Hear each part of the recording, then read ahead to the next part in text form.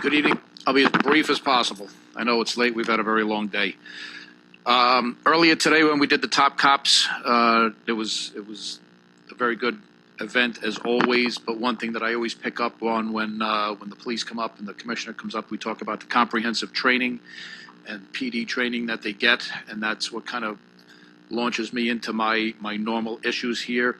Regarding the opioid issue and the opioid settlement, since long before the opioid crisis and the drug overdose issue became front-page headline news, local correctional institutions have been at the forefront of this drug scourge that has affected countless lives. We have recognized for years the beneficial effect of inmate programs and officer training designed to address the crisis of addiction and mental health issues that must be confronted to lay the correct path for inmates to follow that will allow for a successful transition to their communities upon their release from our facilities. With that in mind, I bring to your urgent attention the need for funding of these programs in our facility, funding that, as you can imagine, just like everything else in our facility, has been cut to ribbons or deleted over the last several years. There's a cautionary tale to be told here, which I'm understood is being avoided by the formation of this fund, which is the $200 billion tobacco settlement in 1998. Only fractions of that money went to preventing smoking and helping people quit. Instead, the money went to plug holes in state and local budgets. Johnson & Johnson is paying $5 billion, to my knowledge. AmerisourceBergen and Cardinal Health is paying $6.4 billion. This is all on the federal level, and McKesson is paying $7.9 billion. Incredibly, $2 billion of that is reserved for lawyers' fees. I guess I'm in the wrong business. But I believe, 20-something million dollars is going to be coming Nassau County's way. The second biggest cash settlement behind tobacco, and at least 70% of the money is to go to abatement activities such as providing Narcan, helping the homeless with addiction problems, or educating the public on the dangers of drugs. Everyone involved wants this money to go to opioid abatement around the country. Please consider me an advocate on how I want to see this money, at least in our portion here in Nassau County, spent.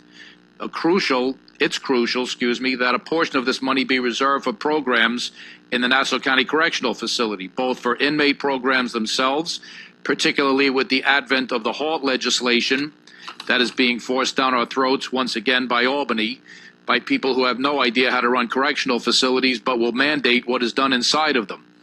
And also for training of our correction officers. The opioid crisis has raged through this county and country, and we deal with it every day in corrections, having to deal not only with inmates who are mentally ill or others that are violent predators, but many of those whose criminality is directly related to their addiction to opioids and are now in our department's problem to deal with, all with little to no resources.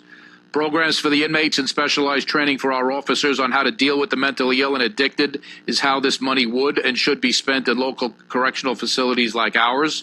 We cannot let this settlement be another one of the greatest missed public health and public safety opportunities, as was the tobacco settlement.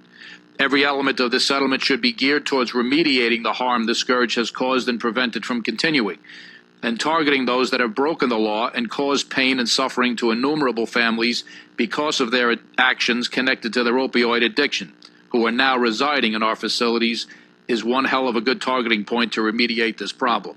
I am going to be all over our current administration that, as we know, are appointed and usually have to get the okay from somebody before they speak in public.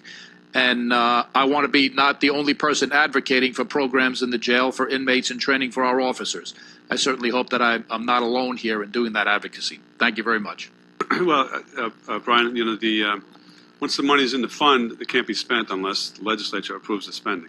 Good. So I think I could speak from all of us that we will certainly support programs for inmates. I mean, that's certainly the front lines of battling the opioid epidemic, and as well training for your officers. I appreciate that. Okay. There's a lot of money in the county's bank. We need a lot of training. Yep.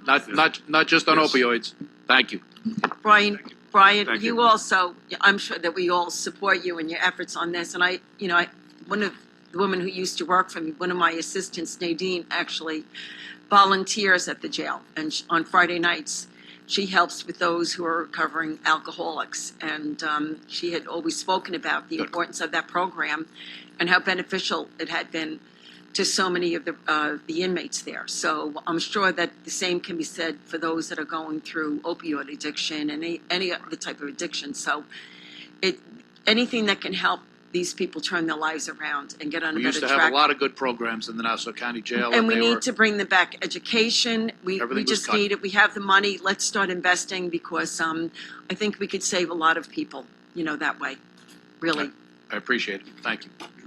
Okay. Legislator Walker.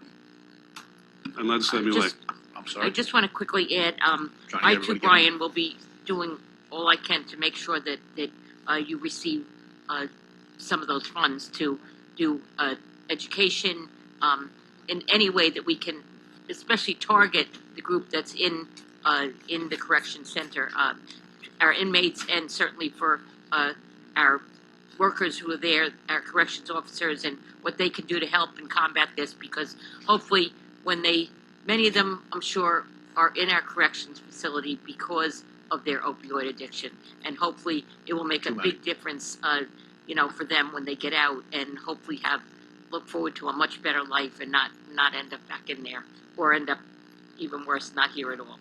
So, There you go. but whatever we can do, I'm sure all of us will be pushing towards that. I appreciate that, Legislator. Okay. Legislator Millet. Thank you, presiding officer. I fully support programs certainly going to the correction facility, but actually I wanted to make another comment. So if you want me to wait, I can do that. On this? On this, yeah. Go ahead. Oh. Okay. So one of my constituents came today intending to speak on this. She had a tragic situation in her family involving opioid addiction. And so I can't speak for her because I don't know exactly what she wanted to say, but I might be able to get her remarks and we can add them to the record. Kathleen Spatz? Yeah, She yeah. filled out a form. Yeah. So absolutely. Get her remarks and we'll make sure it's part of the record for them. Okay, thank you. Okay. All right, Brian, anyone else? No? We're good. Thank you, everyone. Thank you. You too.